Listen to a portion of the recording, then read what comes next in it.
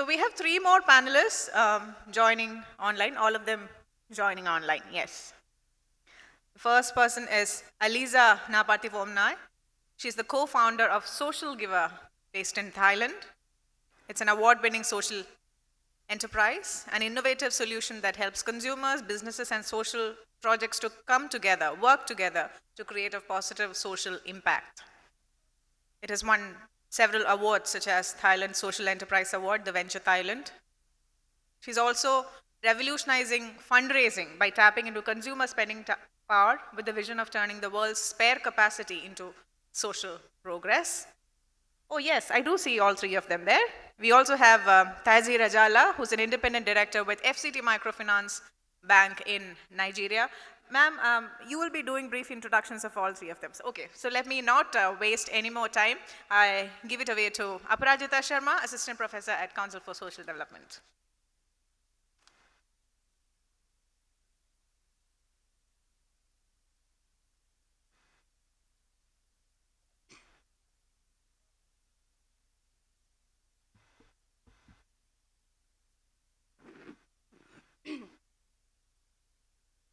So a very good evening, ladies and gentlemen. First of all, please allow me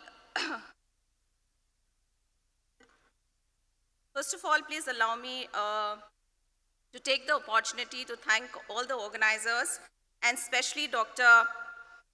P.T.M. Sunish, CEO, Gender Park, an initiative which was taken in 2013 by the government of Kerala to strengthen gender equality in the state. Kerala, which is one of the most progressive states, I must say, in India. Thank you, Dr. Sunish. I would also like to thank my fellow panelists for taking out time from their very busy schedule from Nigeria, El Salvador, Thailand, and we also have one person in the panel from India, Neha Buch. So thank you all of you for being part of the panel, and thank you Dr. Sunish for putting the panel together in the second international conference of the Gender Park. It is also the time to thank some of our change makers, as in all of us, we here, Dr. Sunish, were part of the IVLP program, which is the International Visitor Leadership Program in 2014, an initiative of the US Department of State's Premier Professional Exchange Program. And some of the change makers who are here in the panel, and some who are participating, and some of the silent actors like Dr. Atul Bharat, who have also taken out time to put this panel together, to conceptualize this panel, and bring you some of the experiences from across the globe. A special thanks to Diana Reyes from El Salvador. She accepted to be the speaker in the panel in a very, very short time, and very unfortunate that Caro Jatarain from Mexico will not be able to join us. As you see in the brochure, we are all hoping that she'll be better soon. With these words, I would like to extend my heartiest congratulations to the Gender Park team once again for putting this great confluence of themes and people in this second international conference, so that we can build a gender equal ecosystem in the country for promoting entrepreneurship and social business. Crucially, it is a universal agenda applying to all the countries. Even the richest countries have yet to fully ensure women's rights, conquer inequality, or safeguard the environment. And we all know the pandemic has added to the woes. According to the Center for Monitoring Indian Economy, CMIE data, the urban female labor participation in the country fell to its lowest in November 2016, November 2020, sorry, at 6.9% as we compare it with 2016. Globally, also, the scenario has been really, really bad. A recent study of the UN Women from Insights to Action says that 25% self-employed women have lost their jobs in Europe and Central Asia. The scenario in other parts of the country is also not great. ILO statistics says women's employment is 19% more at risk than men. I mean, before bringing to the theme of the panel, it is very important to understand that crises have always differentially affected men and women, and throughout the day we have been discussing that. And it is very important to understand when we are talking about entrepreneurship, social businesses in the context of gender equality, to understand the social and gender inequality and linking entrepreneurial and social business agenda with the largest social change agenda.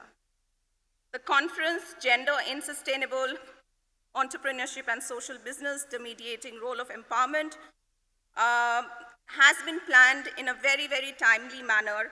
And this panel today will focus on the good practices for creating a conducive ecosystem for gender equality in entrepreneurship, and also how ecosystems help doing business, bring in ease of business in the societies, and contribute in the making of inclusive societies.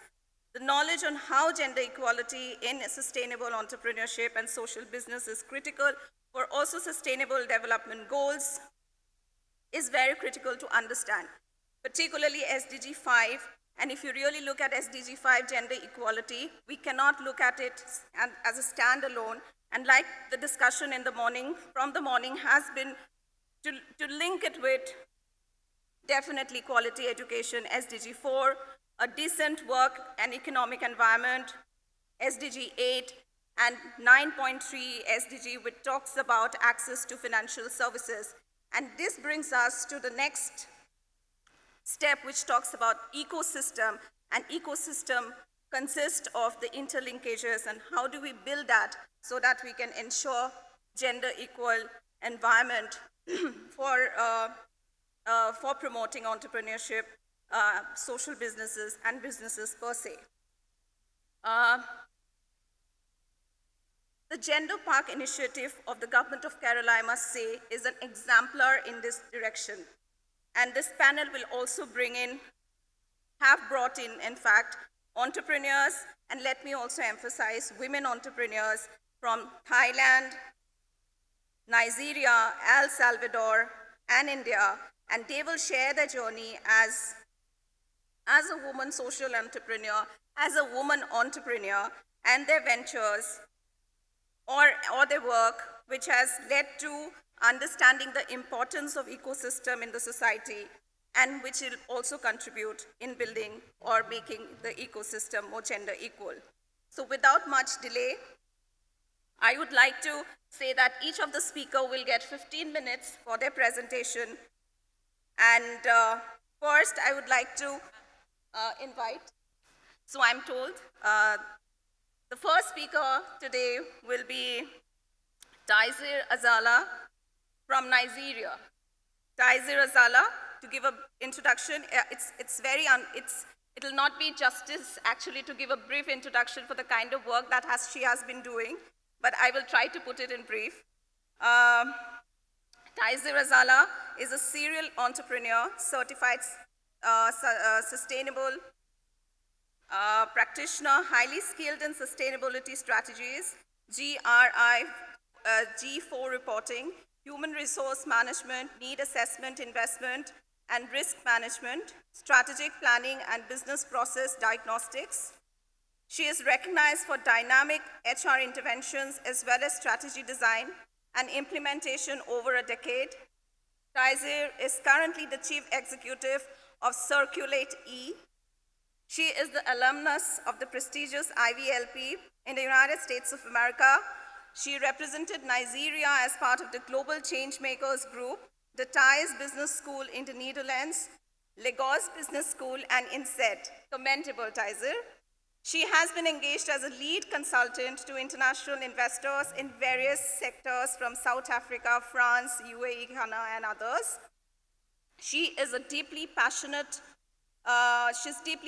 about growth and development across Africa, and she has collaborated with the US Embassy on developing and sponsoring programs focused on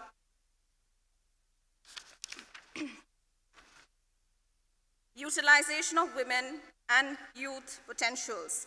She enjoys reading, playing golf, and exploring new cultures.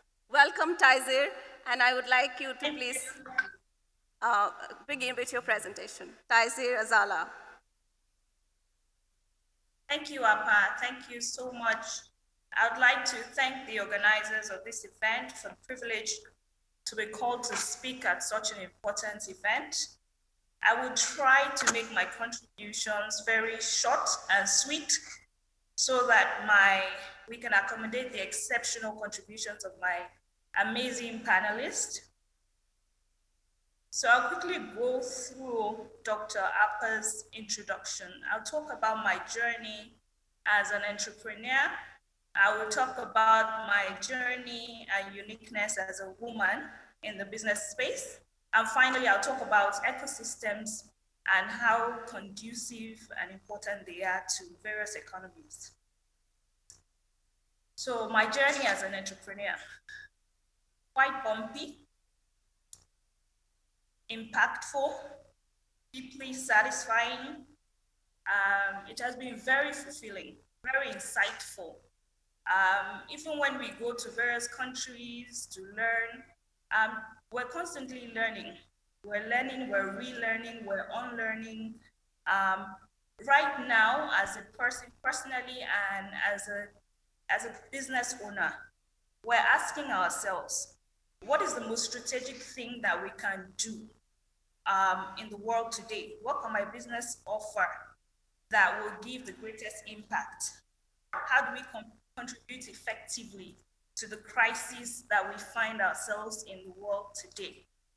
Everything is at risk at this time. The unimaginable has become unthinkable for all of us. How do we begin to think deep to address the root cause of challenges and not just find temporary solutions like using a first aid kit, but how do we find sustainable solutions to these challenges that we find ourselves today?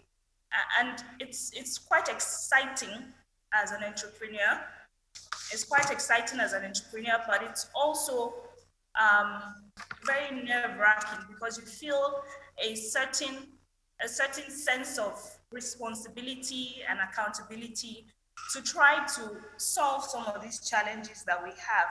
And the truth is that we're all searching, all of us, the most knowledgeable of us, the least knowledgeable, the most experienced of us, we're all searching for ways to survive in a drastically disrupted world that we find ourselves today.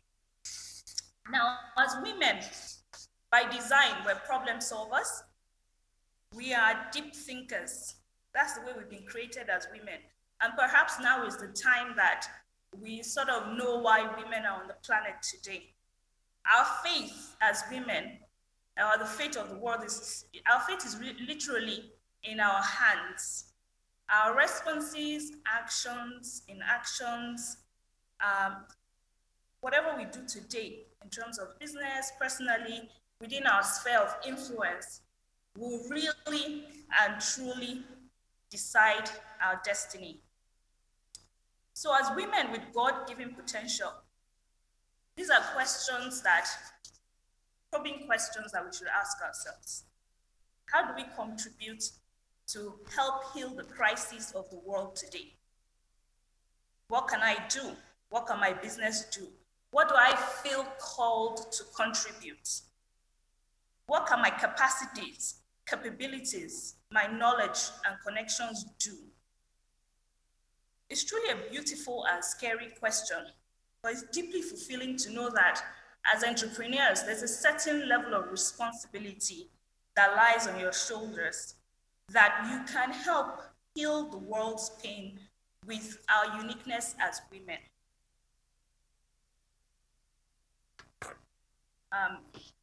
And so ecosystems are concepts that have supported these strategic thinking, explorations of opportunities, solving challenges. Ecosystems have helped us to enable productive entrepreneurship. When we hear ecosystems in some developing countries, we almost immediately think of Silicon Valley. And when we think of Silicon Valley, when we talk of ecosystems, we try to imitate Silicon Valley. And I think that may not be correct in its entirety, and I'll tell you why. When we talk of ecosystems, it's a community. And I'll say this in layman terms so that we're not bogged with ambiguous terms when we talk of ecosystems. Simply, it's just a community of interconnectedness towards a shared purpose. And so if that's what the ecosystem is, to imitate Silicon Valley would be unfair to the local and dynamic space that we all belong to. So yes, you may have worked in Silicon Valley. We can borrow global frameworks, global concepts as it relates to ecosystems, but with local embeddedness for it to be conducive, for it to be impactful, for it to be an optimal instrument of service to people. We must look at the interdependencies and optimal utilization of resources when we talk of ecosystems. Yes, they're gaining momentum across the world because they help us truly create resilient economies. SMEs across the world, there's similarities between India, Nigeria, El Salvador, many other countries when we talk about SMEs and their contribution to the GDP. Many SMEs have been beneficiaries and are beneficiaries of the ecosystem truly. But it doesn't stop at SMEs. Ecosystems also support larger businesses. So because of this uniqueness of place, for ecosystems to be conducive, we must create dynamic local conditions that relate to the uniqueness of the space that we are. Important that beneficiaries of the ecosystems are carried along when we start to frame what we want our ecosystems to look like. And so it's important for ecosystems to be conducive. It's important that we engage multi-stakeholders. It's also important that we encourage organic growth. For some businesses, growth is exponential and it's fantastic. If you start a food business today, your food tastes great, you can be smiling to the bank in 48 hours. Other businesses, like in healthcare system, there are processes, you have to wait. And so when we imitate what happens in other places in terms of ecosystems, it's important that we encourage organic. It's also important that we reform legal and bureaucratic frameworks to support businesses and entrepreneurs when we think of building and developing ecosystems. That is what makes ecosystems beautiful. That's what makes it a unique enabling environment for entrepreneurs to thrive. In the world right now where unthinkable things are happening, all our beautiful strategic plans and documents are becoming less and less meaningful. It's also important that institutional environments are put into consideration when looking at our ecosystems, because these institutional arrangements are truly changing every day. As entrepreneurs, finally, as entrepreneurs, for ecosystems to be conducive, we need to be collaborative. I like to use a word that may sound a bit sexy, but I think it makes sense. We should all collaborate for collective abundance. When we talk of development, if one side of the world is not developed, you cannot say that we're a developed entity or nation. So Conducive ecosystems require conceptual, theoretical, and empirical challenges that need to be addressed before we advance the application of ecosystem. What this does for us is that data helps us to decide. Sometimes you want to set up a factory in a particular location. You are so sure that's the right location. But when you get experts to look at all these multi-level and components of your setup, you realize that your location is wrong. And so the same for ecosystems. For us to have conducive ecosystems, there's a lot of work, collaboration with multi-stakeholder that must go in so that we ensure conducive ecosystems. On this note, I hope I've kept it short and sweet. I'll hand over to the next speaker and I'll wait for your Q&A. Thank you.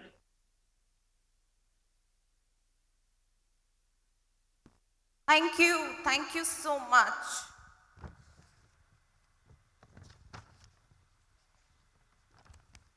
Thank you, Taizir, for your sweet and brief comments. I will not go into commenting right away, but like to welcome our next speaker, Aliza from Thailand. Aliza is the co-founder of the award-winning social enterprise, Social Giver.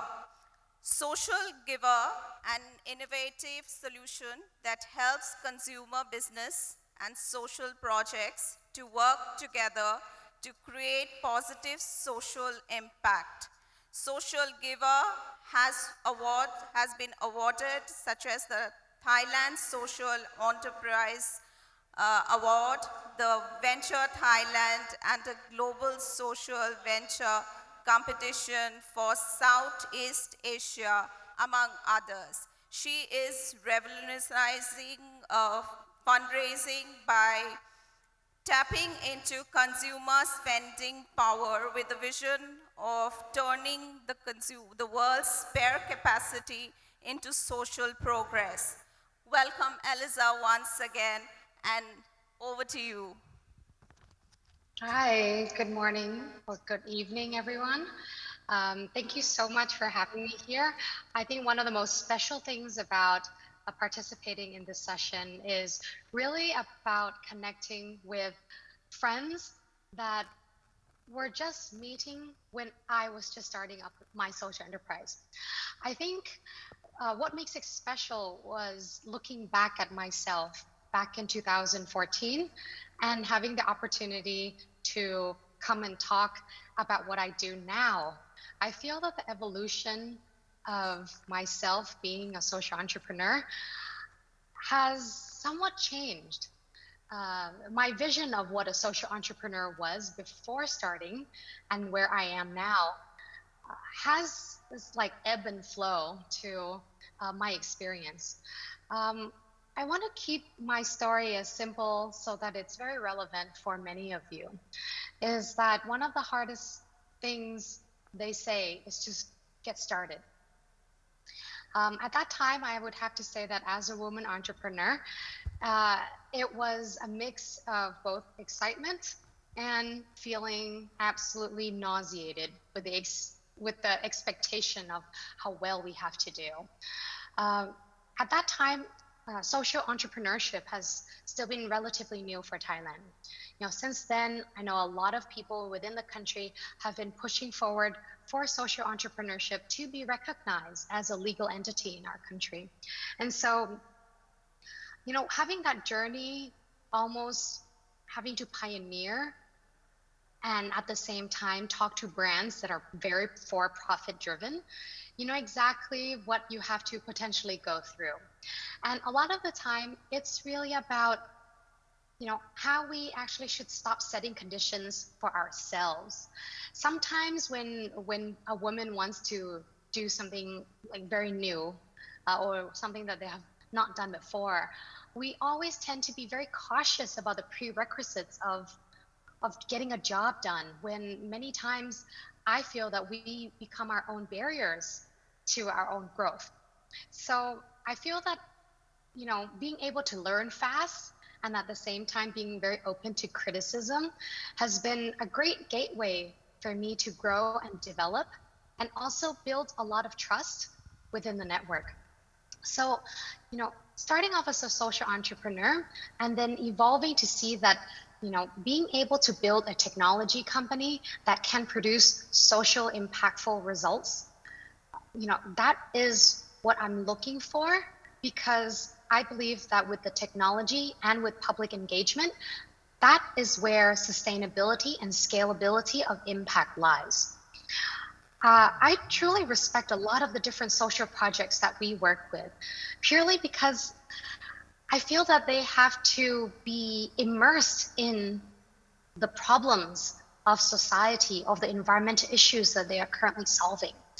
And, women as entrepreneurs are actually very capable of being able to, at the same time using strategy and planning, but all at once using your intuition to what is it that works. So I'm not here to try to expand on a buzzword or something that people feel would be the next trend, because I truly feel that as a social entrepreneur, one of the strongest things that you must build as a foundation is your integrity to work, as well as building trust with people that are in your organization and with all the different partners that you work with. And I feel that along this journey, I've been able to also advise and support so many young women, as well as even women who are older than me that wanted to start running their own social enterprises, as well as, being able to share my experiences with migrants that are in my own country that want to be able to seek for help, but finding solutions in which they could also contribute to. I feel that one of the things that we must all be very, very aware of is our self-talk. It's really the underlying foundation on how you see yourself, because that is basically the limit of how far you can go. So I feel that being able to build a network really comes from genuinely wanting to see success with, inclusiveness of various genders.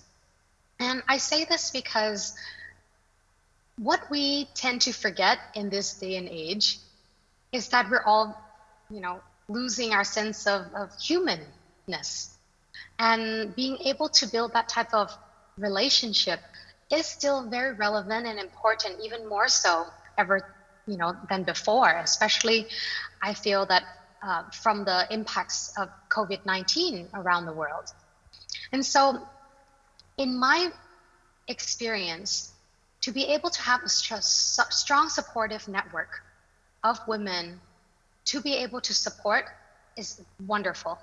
But I think it's really about having this mix of inclusive gender diversity that really adds value to how we understand the market today, as well as how we hope to be able to strive to solve a problem much bigger than what we're doing in our own organizations. I really love what Taizir mentioned. And sometimes that really means encompassing a much bigger purpose to why you're doing what you're doing, and which will reflect how you are doing it. So, one of my favorite quotes that really resonated with me when people ask me about being an entrepreneur, I really love it that there's starting to be conversations about, women are not being fairly treated during certain decision making. And at the same time, even more so, when you're working on social impact where people think that doing good is a cute topic, a fluffy topic in which people feel is just the cherry on top. I actually want to prove that there is more substance to what we're trying to do, and much harder than a lot of us have thought before jumping into running this. And so I would like to leave with, one of my favorite quotes, which is from Edward Everett Hale, is that I am only one, but I am one. I cannot do everything, but I can do something. And I will not let what I cannot do interfere with what I can do. So I feel that if we can be there to support each other and being able to stand up for other genders in the decision-making process towards something that would be better for our global community, I think what I would like to see that would bring greater equality into this space is respect. Respect for each other and the environment at deeply personal levels. It requires bold leadership because I believe that culture is set at the top. So it is crucial that it is strategically placed as a part of your fundamental values of how things are run in your organization, regardless of which sector of the industry that you're in. And so I would like to call everyone to please have courage, despite all obstacles, that we should still take action. Thank you. Thank you, Aliza, for the beautiful presentation and such wonderful thoughts. I mean, it's been really, thank you so much. In fact, two things that we can bind together from both the presentation is that we really need to come out from the comfort zones to take the extra step, for making, for bringing, for women to come out, to take up newer ventures, newer challenges, and also help younger people, younger women to follow the trajectory. Beautiful, thank you so much. Our next speaker,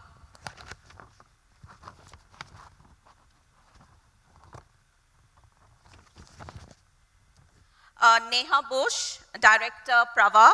Welcome, Neha. Neha has been really working hard to put this panel together for the conference today.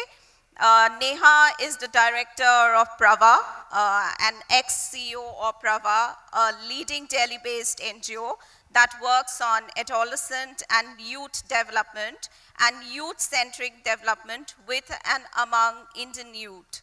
Neha works to build alliances with other sectors such as the academic institutions, community groups, government and corporations. She has engaged with different UN agencies as well as several national and international fora to advocate for youth development and youth-centric development programs and approaches.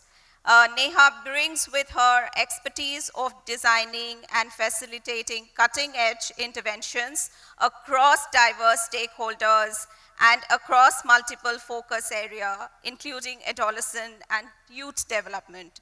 She's a core member of the Prava Senior Design and is also on the board of different adolescent and youth engaging organizations and mentors several young social entrepreneurs across the country.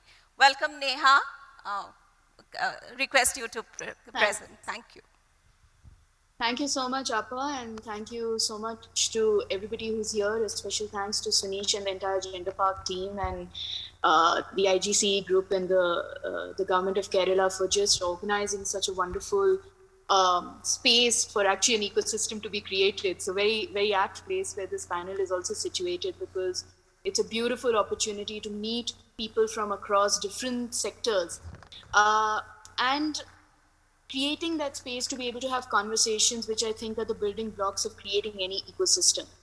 And I'm going to speak, so I had some things planned, but I know that Taizir and Aliza have already spoken about some of them. So I'm going to just build on that, bringing from my own experiences of having worked in different collaborative spaces. And these are drawn largely from my experiences in Prava, where we work, our value of how we create scale, and we say scale with soul, is actually through building partnerships and building ecosystems. Now that for us is critical to create sustainability.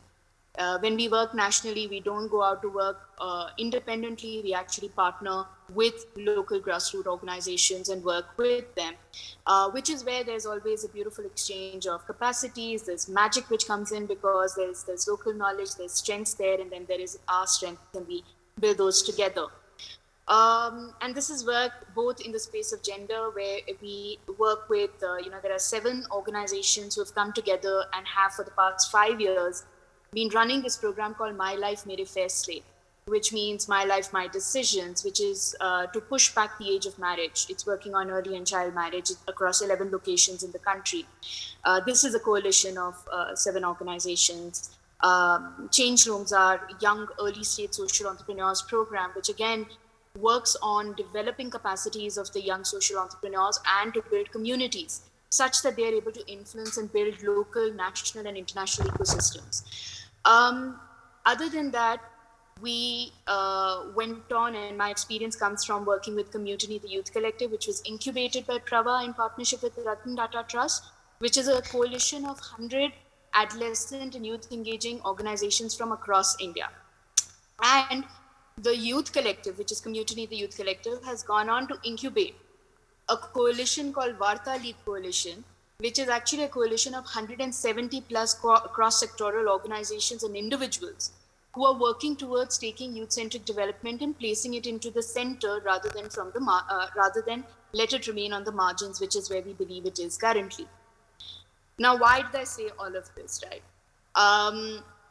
The reason I'm saying this is because a lot of people have often asked us that working in coalitions and working towards building ecosystems is really hard work, right? There's so much change that needs to be brought in, and you can actually work as an organization or as an independent individual and create the change in your own space.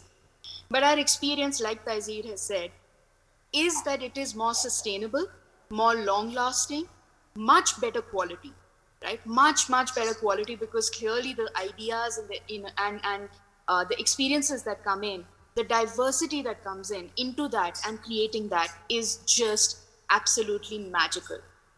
Having said that, this is my favorite thing to say because I love magic. The beauty of it is magic on the stage looks like everything's perfect and it's just happened like that. But actually, behind that, maybe years and years and years of practice, of working on it, of making mistakes, of bringing on collaborators, letting go of collaborators, coming back again, growing up, all of those sort of things and bringing it together. And ecosystem building is like that.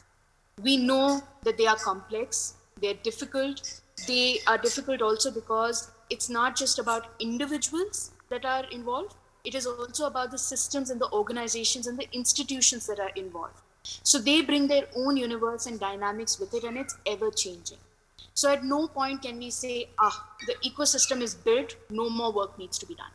It's an everyday making and breaking down work. It happens through every interaction that we have as individuals, as organizations, as institutions, cuts across non-profit, schools, at least in my sector, the media, the government, it goes across all of these spaces. So it's hard work. And it requires for one to really, really let go of one's ego.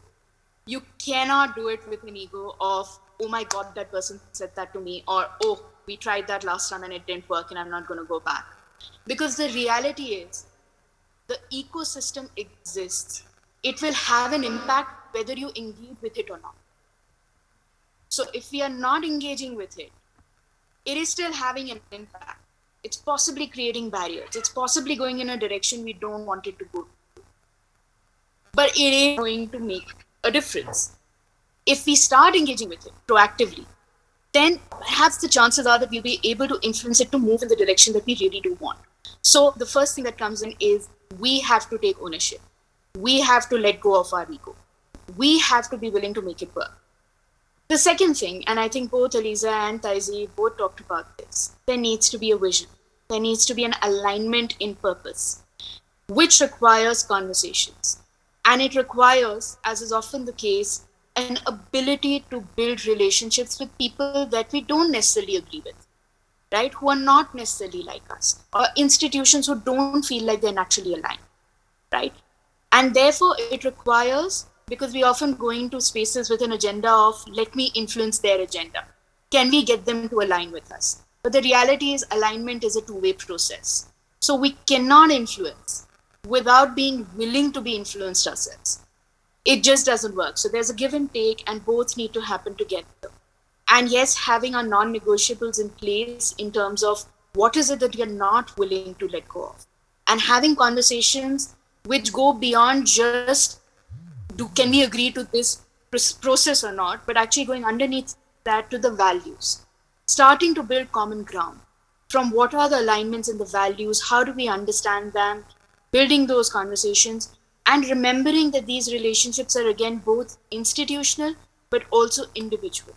It requires for us to show up in our full presence, not just our agendas.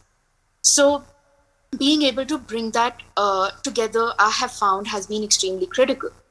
The other piece is what Aliza talked about, learnability. The ability to constantly learn and unlearn is so critical in this process, because the ecosystem is built with exchanges within an element of that system, but also with the real world. So it's constantly evolving and changing, and we need to be able to be responsive, we need to be able to be light, we need to be able to move. And sometimes that means, as it did in the case of Prava, that it may require different vehicles to engage with different parts of the ecosystem for it to come together. So Prava as an organization has its strength in design and facilitation, can work and does work with young people directly, with organizations on organizational development, program development, people development. But we knew that if we wanted to reach out to the policymakers, to the media, to be able to tell the stories, that's not our strength. And as a structure, we were not built as an organization to be able to do that. We were not that light-footed. We were all sort of wanting to go into the depth of design and all of that. And so Community, the youth collective, which was more than Prava's voice, which is 100 voice strong, right? 100 organizations from different parts of the country was what was needed. And therefore, it requires a different structure, a different way of working, and a different vehicle to launch it. And therefore, as social entrepreneurs, and remembering that, therefore, that in order to influence an ecosystem, diversity of players is required. Diversity of ways is required in order to be able to do that effectively. The other part of it is that working with an ecosystem requires a purpose, requires a certain set of values and principles that we want to follow. It requires a structure. It requires a structure and a set of processes, because to bring people together, right, and say, let's collaborate, doesn't necessarily result in collaboration, because we don't really know. Everybody is approaching it from a different space. So somebody has to take the initiative to hold the space. Somebody will need to play the role of the facilitator and the holder of bringing together all of these elements to be able to make it work across sectors. This person would need to have strong capacities for empathy, which means an understanding of the individuals and their universes and their organizational universes and their realities. What would work? What can they do? What can they not do? Right? What would be non-negotiables for them? Because to pick up something which is a non-negotiable for one of the partners is a recipe for disaster, because that's not what your starting point should be. And so sometimes coalitions and ecosystem building, the spaces, they require years and years of engagement, and therefore cannot be bound by a project. A project in a short burst may influence it for a little while, but sustainable ecosystem building will just happen for years. And we know that through the experiences of the gender movement in India. It has evolved consistently.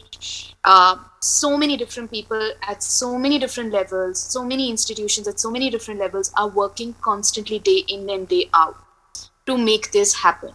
It has been happening for decades now, and we have still not arrived. So this is continuous work with a longer term perspective in mind that we need to have. This requires, therefore, the ability to co-create. The ability to co-create is something that requires also, therefore, the ability to look at things from multiple viewing points. So being able to walk and sort of look through the lenses of the different stakeholders and being able to understand that, and then how do we co-create and make something happen? What's in it for each of the individuals? What of their agendas will also get met? And that has to be set up together in order for us to be able to move effectively. And of course, it requires resources, right? Now, not just financial resources. The Varta Leap Coalition, interestingly, is an amazing example where it's been running for over a year now with multiple products, cutting edge products coming out, 2 sets of products already pilot launched, being now moving across the country. And it's pro bono. Everybody has given pro bono time to it. 170 plus, right? Not a joke. Across UN agencies, across government organizations, across NGOs, young people, students, all of them are giving their time pro bono because they are finding that they are getting something out of it as well, and there is an embedded vision. And there is flexibility within that to try different things and experiment and make mistakes and to learn from those mistakes. So these are just some of the examples of some of the things that we've discovered are needed. And for an organization, it means the ability to remember that it will require extra effort over and beyond just what our programming is. So it requires a dedication and an interest and an alignment with a purpose. The other part of this ecosystem, therefore, for us is that we work with young people so that we are able to create an ecosystem within that ecosystem.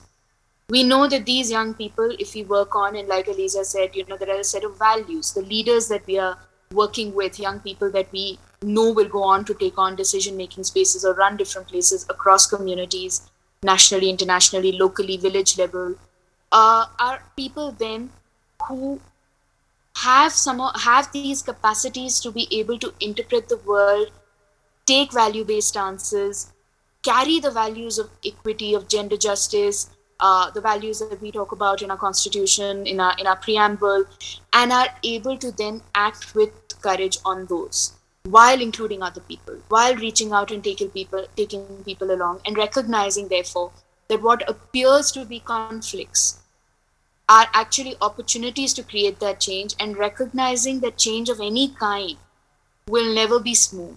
It will always create friction. And that is where the community that both Taizir and Aliza talked about is so critical to hold up and to sustain that pushback that will come as we try and create this mindset shift, policy shift, legal shifts, all sorts of shifts to create a stronger and a more conducive ecosystem.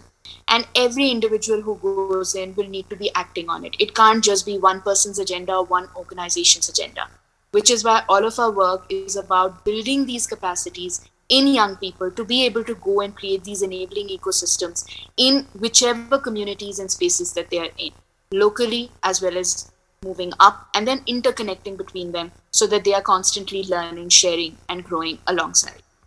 So I'm going to pause here, and I look forward to the different questions that sort of come in to take it forward, because this is just such a vast topic. But thank you so very much for allowing me to share some of my own examples. And I'll just stop by saying that it requires resilience, which has been a word that we've all become so familiar with during the pandemic. Resilience because sometimes the biggest changes are just not visible for years at end. It takes time for them to show up. So it's important to have our indicators as process-based indicators and not just outcome and output indicators when we are doing this work of building ecosystem and placing that. So yeah, thank you so very much. And I'm going to pause right here. Back to you, Appa. Thank you, Neha. It's been really for putting things in perspective, and most important, I would say that how crisis actually destructs, the movement that's already been created.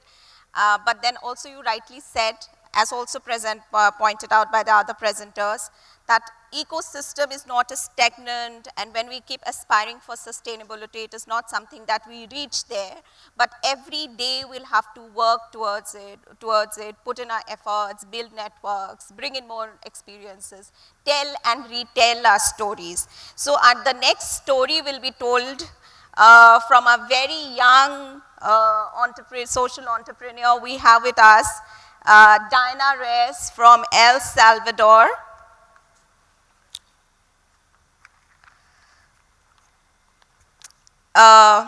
Based from El Salvador, Central America, No Limits Foundation, a non-profit organization that works towards inclusion of people with disabilities. Diana has been closely working with this organization at various levels. Welcome, Diana. Over a decade, she has achieved various experiences of collaboration and leadership of corporate communication projects, social enterprises, and organizational development strategies at the regional level. She integrates her professional activities with active participation in community development projects and vulnerable sectors activism. Her most recent experience includes the management of the sustainability and organizational communication development of a major retail industry and financial services holding in Panama. Request you, Diana, to present your Diana Reyes. Thank you very much, Apa, for this brief introduction. I'm about to say everything has been said right, so maybe we can go home and just do it. Just kidding. Like, I'm very excited, and I first want to thank this opportunity that I consider very important to share experiences, precisely that we have had from this side of the world. I don't know if anyone is familiar to where El Salvador is. We're a small country in Central America. And so good morning, good afternoon, or even good night to everyone. It's very early in El Salvador, and I just took this picture that you're seeing on the presentation. No, I'm just kidding. I'm credit to my husband that he kindly shared this picture with me. But I wanted to show you how El Salvador looks now. And you know what? I wanted to tell my story, but I feel that I need to tell my story through the eyes of others. So then you might know what a bumpy, not cute, not sweet journey social entrepreneur's life can be. In El Salvador, as in the world, being a woman can involve discriminatory behaviors from the moment we are born, but being a woman with a disability has a double discrimination effect that is not easy to face, and this is what I'm going to address today. I have decided to take these few minutes to expose 3 best practices that we believe are redefining the role and impact of women. 3 things that, from our experience, are best practices to create conducive ecosystems for sustainable initiatives. So, as I tell you, I'm going to tell my story or my journey through the journey of others that have been inspiring me and everyone in the organization that we work with. And first, I want you to meet Griselda Celedon. First point that I want to address is leading by example. I want to take this first few minutes to share the story of this woman who for sure has no idea that I'm talking about her. But she has inspired me about the important role that women can play in changing the course of history. Griselda Celedon is the living example of overcoming, of those who overcome obstacles. Let me tell you something about her. She founded the only educational complex for deaf people, ranging from kindergarten to high school. And according to official statistics in our country, in El Salvador, there's 88,000 people with hearing disabilities. Imagine what that means having only one school with these characteristics. But at this moment, my central point is to highlight the importance of giving relevance and showcasing to people with disabilities who have had a relevant role in the changes in our society, even more if they're women. This requires being brave enough to just keep going against the current. And I'm not going to go much deeper on this, but in 2009, David Reyes became the first person with a disability in the history of our country to become a member of the Legislative Assembly. He has been in the Congress for 12 years now. He got in with very strong ideas on how to make visible changes in the way our country's law approaches disability. And I have to say, he's my brother, whom I'm very proud of, not only on his impact in the Congress and the visible changes he got there to make, but the way he has impacted on other people's life, even though he might not notice. By 2018, Aileen Romero was the first woman with a disability to become a congresswoman. I believe this has to do with David preparing the ground prior to her entry. And I'm not sure about the statistics at the global scale, but I'm sure that very few people with disabilities can reach such positions, especially in Latin America. Teaming up, even though they're not from the same political party, can be key to many initiatives moving forward. In the second point, I want to talk about and highlight how important it is to strengthen legislative frameworks for inclusion. In El Salvador, as in the rest of the world, two of the great challenges to overcome in the workplace has always been to eliminate the existing wage gap between men and women who perform the same job functions, and also how to close ranks in the face of discrimination that in general people with disabilities live with, including the salary aspect. Thanks to the approval of this reform, the labor code now establishes equal pay for men, women, and people with disabilities, and equal opportunities for promotion in their workplaces. I don't mean to say that this is the way how you solve everything, but I think it's a big step to make some regulations about and make some reforms about the labor code that now establishes this kind of things. And for example, I have to mention that three of the provisions that are regulated by these reforms are: first, equal pay when similar functions are carried out in the same company; promotion processes without discrimination where women and people with disabilities who work in the company can participate; drastic penalties for employees who can get that position. So it is clear that even his assistants, as you saw her face, is embarrassed by the way he acts. And this final scene goes with the closing messages that the real limitations are the excuses. So if you see, this is a scene that can go about any country as you make this pair as being a woman and being a woman with a disability. So the third point I want to address in closing my participation is regarding how we, from Fundación Sin Límites, that in English is No Limits Foundation, how we engage with the private and public sectors to address these issues. How we did it in Fundación Sin Límites, bottom line, we got the job done for them.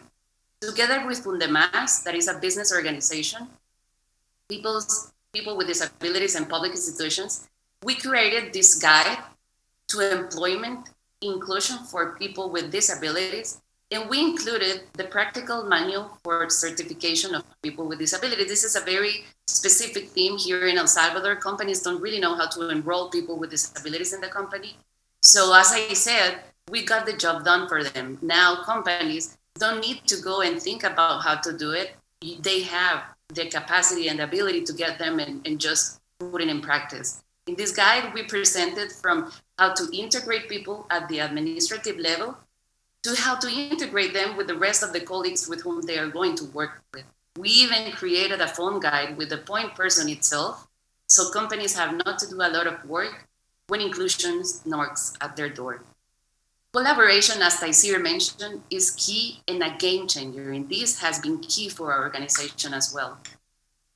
And in closing my participation, I just want to emphasize that there's no formula, and as the previous panelists have stated, it takes a lot of persistence to be successful. But every chance I get to hear the progress of others, I feel very inspired to continue, like for example, this presentation, this panel, this opportunity to share with you all, I feel very inspired to keep learning, as Aliza and Nisa had said. I see Aliza, Taizir, Aparajita, Lisette, and everyone in our IVLP generation is that very inspiring, just to keep going. Didn't mean to only mention ladies' name. So guys, thank you for also inspiring us. Please keep sharing those stories on your social media. Keep inspiring me as you all have done for me today and since the day we first met. So thank you all. I'm very open to chat with everyone. If anyone needs to reach out, there's my email as well. And I'm very open to share experiences and go along with you all in this journey that we are all facing.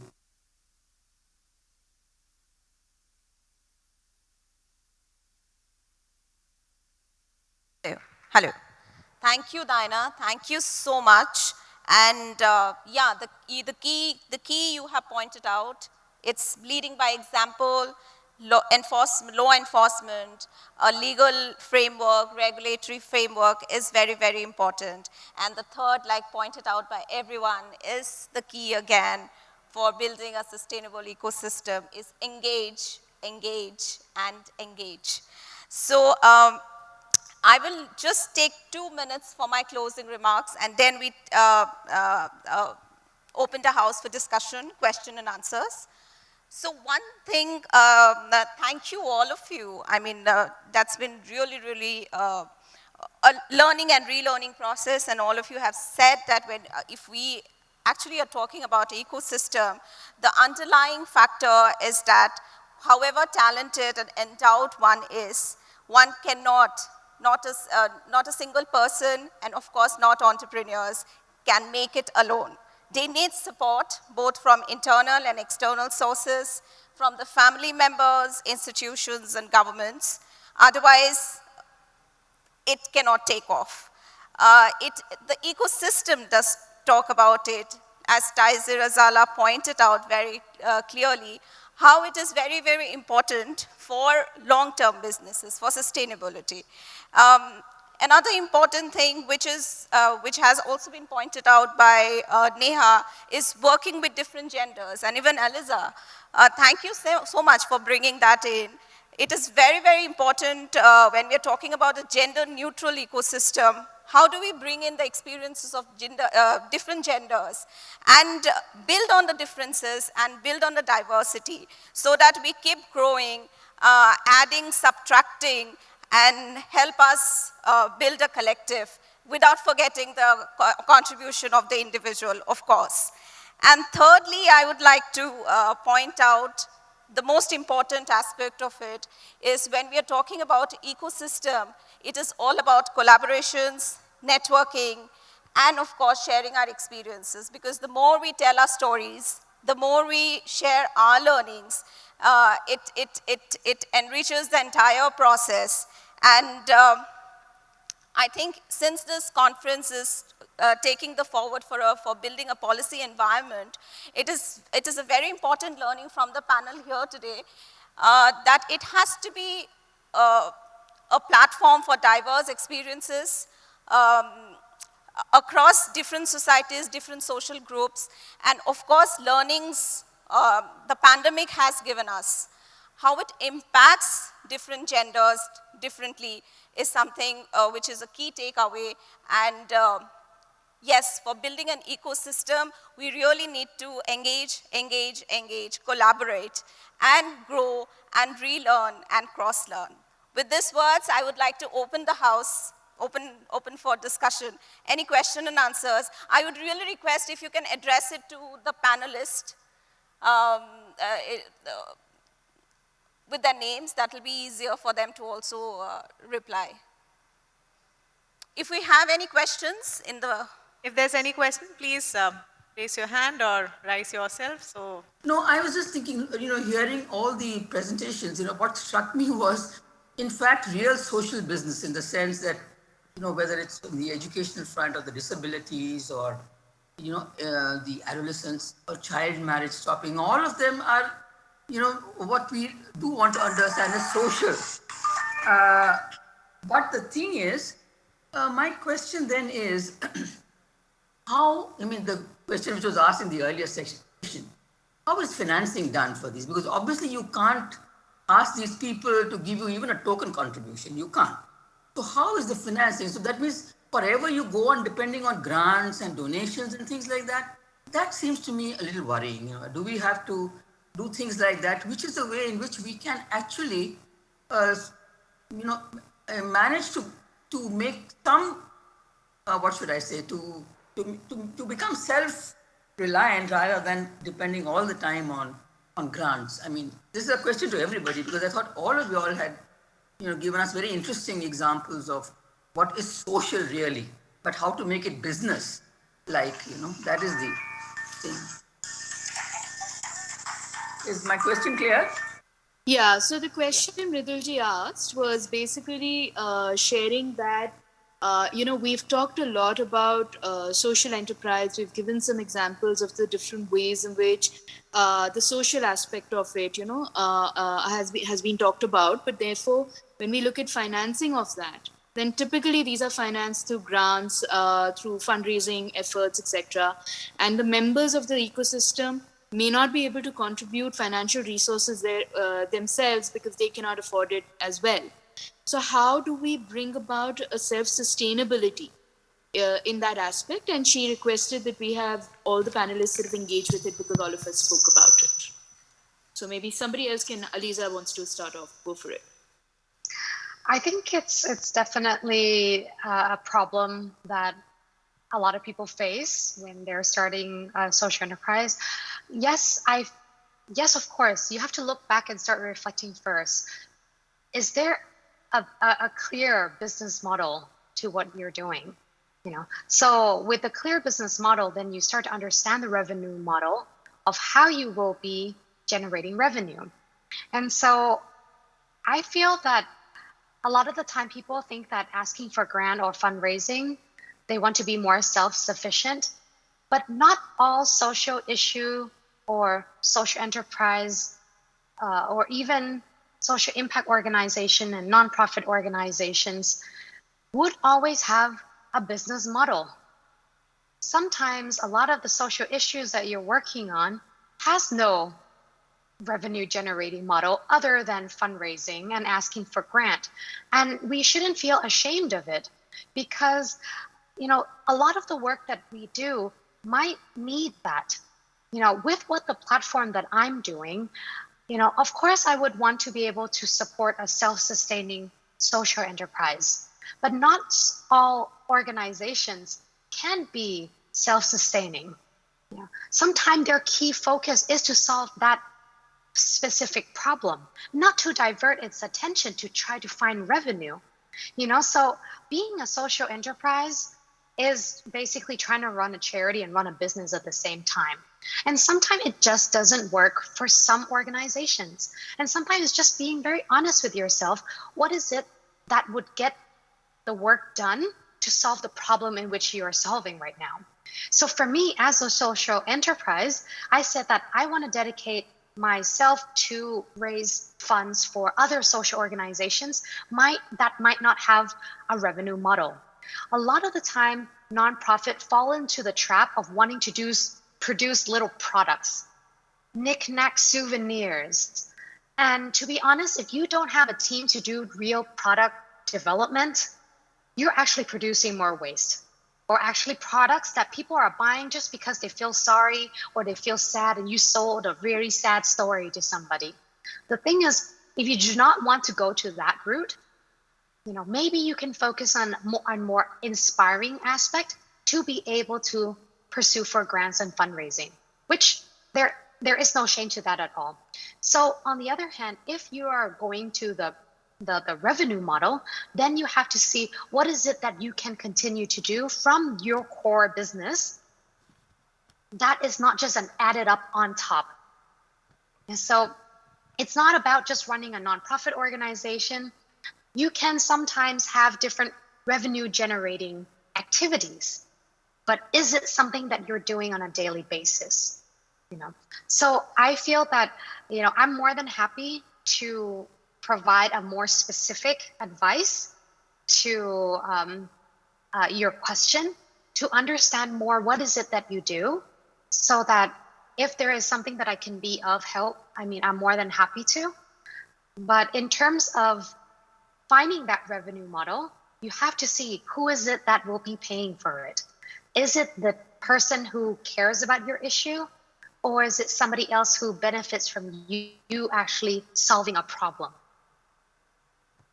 No, I am not saying in terms of shame, not at all. I didn't mean that at all. What I meant was, is it possible to continue to expect grants every year? That's what I wanted to say. I'm not saying that, definitely not. It's a very good thing that you are doing, and whatever you can do with whatever you have, I fully appreciate it. My point was not of shame, not at all. My thing was, is it possible for you to expect a regular grant, for instance, which will help you to keep running, maybe even to increase your reach? That's all I wanted to know. Right.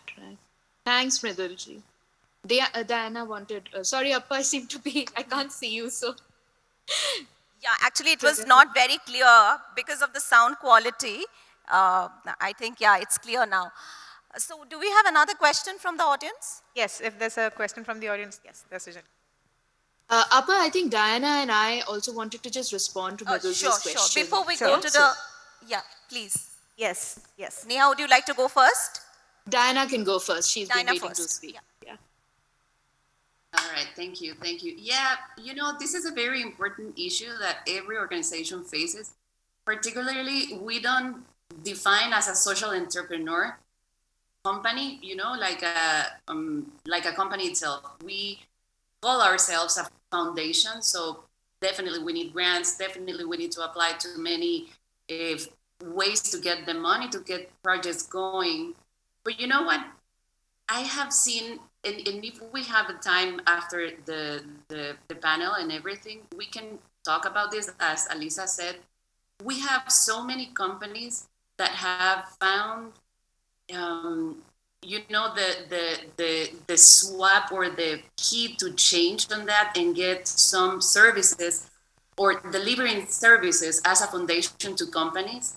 We actually did it for many years. We went to companies and talk about with the human resources people, and we said, hey, we want you to hire people with disabilities, but I understand you might not know how to do it, so we can offer a service and we can give you a series of talks and conferences, and we can bring people over and take your people going on the subject, so you can actually charge for those services because those are professional services. And maybe it has been a very small quantity it doesn't represent a big chunk of what we do, but you need to find a way to give services to companies. That's why I pointed out the fact that it's very important to engage with the private sector, because you always have to get together with other organizations to get your objectives and your goals going on. So definitely, I have many examples that I can share, not only by us, but many other foundations that, especially in a country that is very small like ours, and that it's very in much greater needs. I think many countries can say that, but I think El Salvador is a very small country. It has a lot of organizations, foundations, like institutions for help that have found a way to change and give services to companies to get some money for the projects they are running or the objectives that the organization is moving forward. Thanks, Diana. And I think I'm just going to add to that. And before I add to that, I just want to say, I don't know, Mridulji, if you've been working in the sector, and I sense some degree of that frustration of also, going back to scratch and trying to raise resources, and I'm in the middle of that myself. So I understand that completely. Right? It is one of the most frustrating experiences. And recognizing, as I know, even in the way that you asked the question, you said that some of these are issues which are not product-based innovations. They are actually about mindset shift, norm changing, and will take eons for it to shift. And it's not, so therefore fundraising for it. It's not an easy thing to sort of put a price on it and say, here's a service, and we do that. And I think Diana has given some great examples. And a lot of us do sort of go down the consulting way and, creating some of these value-added products. We do have some examples of how, cooperatives and SCGs, etc., have functioned trying to raise their own these things. But those are some of the examples which exist. But I think what I would also say is, I think that arena of grants and resources is changing. There are newer ways in which it's coming in, like impact bonds and whatnot, which is a very different model, very different system. And I think that one of the biggest gaps we have is not everybody who is working at the grassroots will actually ever have access or an understanding of these things. That access and that gap where the work is being done, so if you're not English speaking, you don't happen to belong to a particular class or a caste or have a social capital of a particular kind, we will never be able to access these. And that is reality. That is reality. In the past 1 year, in the work that I've been doing with social entrepreneurs, I cannot tell you the number of young people who have basically said, I cannot survive. I have to shut this and go into doing something else. And it's work which is needed. I think that is one of the key reasons why all of us need to work on the ecosystem that exists. What is it that we can do in terms of policy shifting where we look at social entrepreneurship not as product-based entrepreneurship alone? It's not about the ROI. How can we change that language? Can the return of an investment, that language itself, which looks at, there's got to be money coming back, be shifted? Is there another language that we can influence the ecosystem, the policymakers to say, listen, we need something else? Can we educate the investors and bring them on board in that ecosystem and say, be partners, come see what's happening? I don't have an idea, but since you seem to be speaking that language, can we bring you into the space and you tell us how we can make that happen, right? Because I also feel like this is not necessarily all of our strengths to come up with an alternate business model, so to speak, right? But there are people who do this. Can we bring them on board and say, you come and you help us identify, how can we do this without compromising on our non-negotiables and on our values? What could be the potentiality? And I think that is an opportunity which through relationship building, through reaching out to people, and I think through bringing them on the ground, I think that's critical. I think sometimes because not all of us can tell a story so beautifully on paper or so beautifully just on a phone call. But I know in most cases when someone shows up and sees you in action, I think that's where it starts to, resonate. People will tell the story. I don't think I need to be the intermediary to the impact and the change and what's needed. If I can bring the relevant people to the space and say, can you guys talk? I think that might happen. And so it's still not a solution, Mridulji, to what you were saying. I think it's still going down that route. I think I am of the firm belief that there is a section of society which has the money and that they do need to invest it back in society. I think we need to figure out a good way in which that can be articulated, handled, and connected with one another, keeping in mind the diversity and access. And I think also very importantly, the values, because I also feel like it's not just issue-based. I might work on an issue, but I need to be aware of the intersectionality and the larger values at play that are operating and take stances based on that. So, yeah, I think just that. Thank you, ma'am. Thank you. Appa, back to you. Thank you, Meghna. One more question from the audience, yes. Hello all. It's a wonderful presentation from all the panelists. I'm Tanuraj from Center for Public Policy Research in Kochi. Since the objective of this session was to understand the sustainable entrepreneurs and to find problems, develop new ideas or implement relevant strategies, all the panelists were reflecting on sustainable non-profit. I get a feel like most of you are speaking on the representing non-profit organizations, or the sustainable entrepreneurship is nothing but non-profit. Correct me if I'm wrong. I was actually quite interested listening to Kalki in the morning. She said, I wish Bill Gates emerging from our community. So given that situation, my question is, what about the ease of doing business, economic freedom index, or you could also think about technology-enabled platforms, probably that will bring more social equity and social sustainability, and probably more people are interested and more access and affordability to those who are entering the entrepreneurship scheme. So could you reflect from your region, because you come from different regions, could you reflect from your experience how ease of doing business, how equity and economic freedom index relevant for women entrepreneurs, and how technology-enabled platforms probably will bring more social equity and social entrepreneurship? I think it needs to be addressed by all of you. If I can come in, I think the previous response to the previous question was very similar. Would you like to add something? I think it's almost, they have answered this. I think this panel and this, even from the morning, this has actually laid the foundation for the policy framework. And this binaries, social, asocial, non-social, entrepreneur, we really need to build on it if you're looking forward for a policy framework, because until and unless we dwell upon the questions, very relevant questions, sir, I must say, but then we really need to dwell upon what are the things that we are looking at, very different, separate, and what is it that brings us together for building a policy framework so that we can build a sustainable ecosystem, as we are calling it, or an ecosystem that will give equal space to all genders and particularly women. So I think it has raised very pertinent questions, and I would request the organizers to take note of it so that we can, brainstorm more on these questions, and of course try to if not solutions, but work on it, build on it so that we can build a narrative out of it. So thank you so much for the question. Would you like to add anything? Or if not, then maybe we can end the...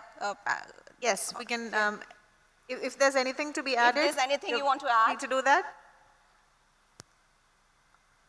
Then thank you. I would like to thank all of you, and of course Divya for really coordinating and anchoring it well, and thank you all of you once again. Thank you to all the panelists, and before we wrap up the session, I'd like to request Dr. PTM Sunish to come back on stage to present a memento to our chairperson, Dr. Aparajita Sharma. And along with that, special thanks to Aliza, Taizir, Neha, and Diana as well. Thank you for being here throughout and taking the questions and interacting with the other members of the panel as well. Thank you all. A great pleasure.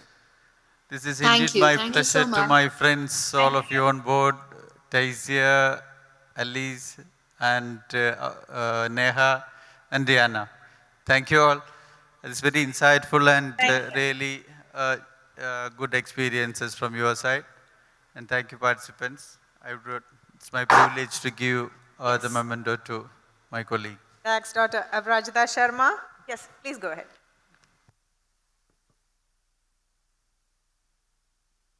A token of our appreciation for your presence here and for chairing the session.